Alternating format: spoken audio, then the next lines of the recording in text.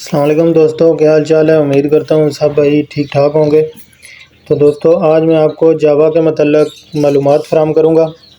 जावा की डाइट के ऊपर, जावा की बीमारियों के ऊपर और जावा की जो भी सर्वाइवल है उसके मतलब और उसके जो भी चिक्स वगैरह और उसकी ब्रीडिंग की टिप्स वगैरह के बारे में मैं आपको कंप्लीट गाइड करने वाला हूँ।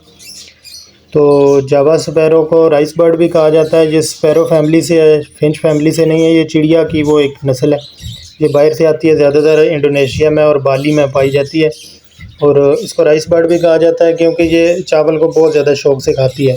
जिस एरिया में ये पाई जाती है वहाँ चावल की भी पैदावार बहुत ज़्यादा होती है और ये बाकी दानों की निस्बत चावल को बहुत ज़्यादा पसंद करती है। अगर इसकी बाकी डाइट के बारे में बात की जाए, सीड के बारे में, तो इसको मिक्स सीड दिया जाता है जो ये बहुत ही ज़्यादा शौक से खाती है। मिक्स सीड में आप इसको बारीक कंगनी, लाल कंगनी, मोटी कंगनी, गोल कंगनी, चीना, लाल चीना और चावल वगैरह मिक्स करके डाल सकते हैं, जो ये बहुत ही ज़्यादा शौक से खाते हैं। और सॉफ्ट फूड के बारे में अगर बात की जाए तो मुख्तलिफ़ किस्म की सब्ज़ियाँ, जिसमें लौकी आ जाती है, कद्दू आ गया, खीरा आ गया, बंद गोभी आ गया, चुकंदर आ गया, इस तरह की ये जो भी सब्ज़ियाँ हैं ये बड़े शौक से खाती है। सर्दियों में इसको पालक बहुत ज़्यादा दी जाती है क्योंकि कैल्शियम वगैरह की इसको बहुत ज़्यादा कमी हो जाती है ब्रीडिंग की वजह से।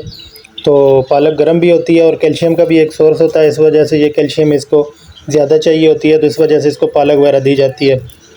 धूप इसके लिए बहुत ज़्यादा ज़रूरी है क्योंकि विटामिन डी इसमें बहुत ज़्यादा कमी हो जाती है इसको विटामिन डी की, और धूप की वजह से इसको हड्डियाँ वगैरह भी मजबूत होती हैं और क्या कहते हैं उसको, जो इसके पर वगैरह हैं, फीदर्स हैं, उनमें भी काफ़ी शाइन आ जाती है। तो जहाँ भी आपकी कॉलोनी हो या केज सेटअप हो तो उसको आपने इस तरीके से आपने उसकी डायरेक्शन बनानी है कि आधा घंटा, घंटा, 2 घंटे उसको धूप लाजमी मिले, चाहे गर्मी भी हो उसको धूप 1 आध घंटा लाजमी मिलनी चाहिए मॉर्निंग की। तो अगर इसकी ब्रीडिंग सेटअप के बारे में बात की जाए तो ये कॉलोनी बर्ड है। केज बर्ड में ये ठीक है, ये रह सकता है, लेकिन कॉलोनी में ये बहुत ज़्यादा खुश रहता है और ब्रीड भी बहुत ज़्यादा अच्छी करता है। अगर आपने इसको केज में रखना है तो केज का साइज़ 1.5 बाई 1.5 हो तो एक पेयर के लिए वो इनफ है। अगर आपने ज़्यादा बर्ड रखने हैं तो वो 1-1 फुट आप पर बर्ड के हिसाब से, पर पेयर के हिसाब से 1-1 फुट उसको बढ़ाते जाएं। लेकिन अगर आप कॉलोनी लगाएं तो उसमें ये बहुत ही ज़्यादा अच्छी ब्रीड करता है और उसमें आपको दाना पानी भी डालने में बहुत ज़्यादा आसानी हो जाती है। एक और चीज़ का आपने बहुत ज़्यादा ख्याल करना है कि नहाने के लिए, इसके लिए आपने पानी ज़्यादा मकदार में देना है। इसको आप नहाने के लिए पानी नहीं देंगे तो ये इसको फंगस की बीमारी है, इनमें बहुत ज़्यादा कॉमन होती है। वो ना नहाने की वजह से इनमें फंगस हो जाती है और फंगस की वजह से इनकी एक्सपायरी हो जाती है। तो ब्रीडिंग के लिए इनको आप मटकी भी दे सकते हैं और बॉक्स भी दे सकते हैं, दोनों चीज़ों में ये बहुत अच्छे से ब्रीड करता है। तो अगर आपने कॉलोनी सेटअप लगाना है तो उसमें मटकी बहुत फिट रहेगी क्योंकि वो कम जगह पे ज़्यादा मटकियाँ इंस्टॉल हो जाती हैं, हैंग हो जाती हैं।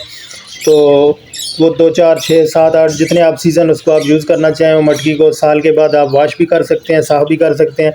लेकिन जो आप बॉक्स है तो बॉक्स वो दोबारा साफ़ वगैरह नहीं हो सकता, लेकिन ये आपकी अपनी चॉइस के ऊपर होता है। तो बॉक्स में भी बहुत अच्छी ब्रीड करता है। नेस्टिंग मटेरियल के ऊपर बात अगर की जाए तो नेस्टिंग मटेरियल जो बाज़ार से मिलता है वो भी यूज़ हो सकता है। जो गदा घास है वो भी आप कहीं से, प्लाट से, किसी पार्क से, कहीं से भी ला सकते हैं, वो भी इनको यूज़ करवा सकते हैं। और ये जो नारियल होता है, नारियल के ऊपर जो छिलके होते हैं, ये भी इनको भी बड़ी अच्छी है नेस्टिंग के तौर पे ये यूज़ कर लेते हैं। तो इसकी अगर म्यूटेशन के बारे में बात की जाए तो 4 म्यूटेशंस इस टाइम जो कॉमन है, जो पाकिस्तान में वो चल रही हैं। जो मेन इसके कलर्स हैं, सबसे कॉमन जो इसका है, जो बेसिक इसकी म्यूटेशन है वो है ग्रे में। ग्रे की बहुत स्ट्रांग ब्लड लाइन है, ये बेसिक बर्ड है इनका इस जावा स्पीशीज़ में, और बड़ी स्ट्रांग ब्लड लाइन होती है और ब्रीडिंग रिज़ल्ट सबसे ज़्यादा उनका है। बहुत ही अच्छी ब्रीड करता है, बहुत ही ज़्यादा उनका रिज़ल्ट होता है।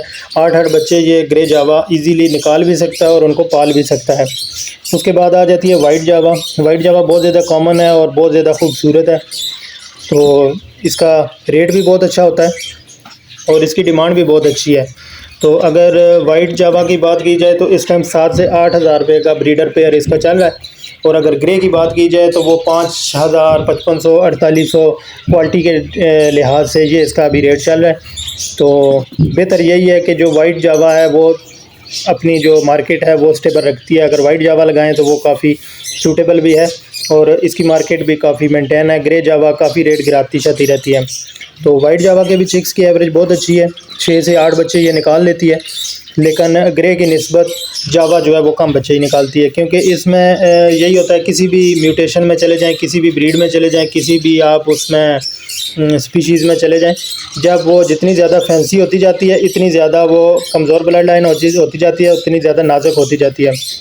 इसमें रेड आइज़ भी आते हैं, वो वाइट जावा में रेड आइज़ भी हैं, उनकी सर्वाइवल थोड़ी सी कम है, उनके चिक्स भी थोड़े से कम निकलते हैं, लेकिन वो भी एक अपनी मेंटेन रखती है, अपनी प्राइस अपनी डिमांड मेंटेन रखती है। इनकी निस्बत वाइट जावा की निस्बत वो थोड़ी सी और एक्सपेंसिव होती है। इसके बाद आ जाता है सिल्वर जावा।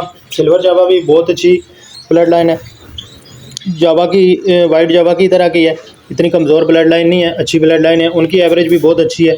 रेट की बात की जाए तो वो भी वाइट जावा की निस्बत ठीक ही रहती है, स्टेबल रहती है। सम टाइम 500,000 ऊपर नीचे हो जाती है, लेकिन वो भी स्टेबल रहती है। उसके बाद जो इनकी रेयर म्यूटेशन आ जाती है वो आ जाती है फान जावा, जो आजकल पाकिस्तान में बड़ी हार्ट आइटम बनी हुई है।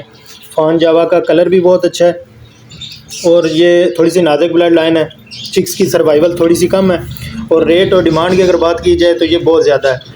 इवन अगर इन पिछले 2 सालों के बारे में बात की जाए तो ये इन 2 सालों में इसकी डिमांड पाकिस्तान में किसी भी ब्रीडर से पूरी नहीं हो सकी, इतनी ज़्यादा इसकी डिमांड है। इस टाइम जो उसका ब्रीडर का रेट चल रहा है वो 25 से 30,000 35,000 चल रहा है।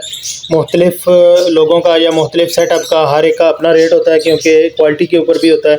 किसी के चिक्स में वो सर्वाइवल रेशो ज़्यादा होती है, किसी के पेयर के चिक्स अच्छे आते हैं, कुछ की ब्लड लाइन बहुत स्ट्रांग होती है, डिपेंड करता है। ये 500,000 ऊपर नीचे होता रहता है। तो बाकी अगर बात की जाए बिज़नेस के हवाले से तो ये बहुत ही अच्छा प्रॉफिटेबल बिज़नेस है जावा का। आप जावा के ऊपर काम कर सकते हैं, बगैर किसी डर के काम कर सकते हैं। तो इसको एक ही चीज़ से बचाना होता है गर्मियों में और सर्दियों में। सर्दियों की अगर बात की जाए तो सर्दियों में इसको आपने कभी भी डायरेक्ट हवा नहीं लगने देनी चाहिए। ठंडा पानी हो नहाने के लिए कोई मसला नहीं है, ये इसमें बड़े खुश होकर नहाते हैं, सब कुछ होता है। हीटर ना भी लगा हो तब भी कोई इशू नहीं है, लेकिन अगर आपने इसको कहीं से भी डायरेक्ट ठंडी हवा लगवा दी तो ये उसी टाइम ये बीमार हो जाता है, और एक बार जावा सुस्त हो जाए तो फिर वो सर्वाइवल उसकी बड़ी मुश्किल हो जाती है, वो बड़े जल्दी एक्सपायर हो जाता है। और गर्मियों की अगर बात की जाए तो गर्मी में आपने हब से इसको बचाना है। गर्मी ये थोड़ी बहुत बर्दाश्त कर लेता है, 40 टेम्परेचर तक भी बर्दाश्त करता है। मेरे पास मैंने खुद ये एक्सपीरियंस किया है, 38-40 तक इसने सर्वाइव किया है। ब्रीड नहीं करता लेकिन सर्वाइव कर लेता है। तो हब्स होगी तो हब्स में ये मर सकता है। तो गर्मी में आपने कोशिश करनी है इसके लिए कोई कूलर वगैरह का इंतज़ाम कर लें ताकि ये परिंदा आसानी से सर्वाइव कर सके। ब्रीडिंग की बात की जाए, ब्रीडिंग सीज़न इसका स्टार्ट हो जाता है अगस्त सितंबर से स्टार्ट हो जाता है और मार्च अप्रैल तक भी चलता रहता है। वो भी डिपेंड करता है आपके टेम्परेचर के ऊपर। अगर आपका टेम्परेचर ज़्यादा हाई हो जाता है, गर्मी ज़्यादा होती है आपके इलाके में या आपके सेटअप पे, तो फिर इसका ब्रीडिंग सीज़न थोड़ा सा कम हो जाता है, 6 से 4 महीने हो जाएगा या 5 महीने हो जाएगा। लेकिन अगर आपके पास टेम्परेचर अच्छा है और आप टेम्परेचर मेंटेन कर सकते हैं तो ये सारा साल ब्रीड कर सकती है। मेरे पास इंडोर सेटअप लगा हुआ है। टेम्परेचर मेरे पास गर्मी में मैक्सिमम जो आजकल जैसे जून में चल रहा है तो मैक्सिमम जो 30 32 37 तक चला जाता है, लेकिन मेरे पास ब्रीड चलती रहती है। तो आपने कोशिश करनी है, अगर आप तो टेम्परेचर को मेंटेन कर सकते हैं तो तब आपने इसकी ब्रीड लेनी है, अदरवाइज़ आपने इसकी मटकियाँ वगैरह उतार देनी है या बॉक्सेस वगैरह उतार देने हैं ताकि इसके जो चिक्स वगैरह हैं वो एक्सपायर ना हो सकें। तो बाकी ये अगर बात की जाए खूबसूरती के वाले से तो बहुत ही खूबसूरत परिंदा है, बिल्कुल वो शोर वगैरह नहीं करता, बहुत ही ज़्यादा पीसफुल बर्ड है। तो आप रख के इसको अगर 100 पेयर की भी कॉलोनी लगाएं तो आपके पास कोई शोर शराबा नहीं होगा, दाना भी फालतू का ज़ाया नहीं करता और बहुत ही अच्छा बर्ड है। तो उम्मीद करता हूँ आपको ये वीडियो पसंद आई होगी। अगर वीडियो पसंद आई तो लाइक शेयर और कमेंट लाजमी कीजिएगा। मिलते हैं नेक्स्ट वीडियो में, तब तक के लिए अल्लाह हाफिज़।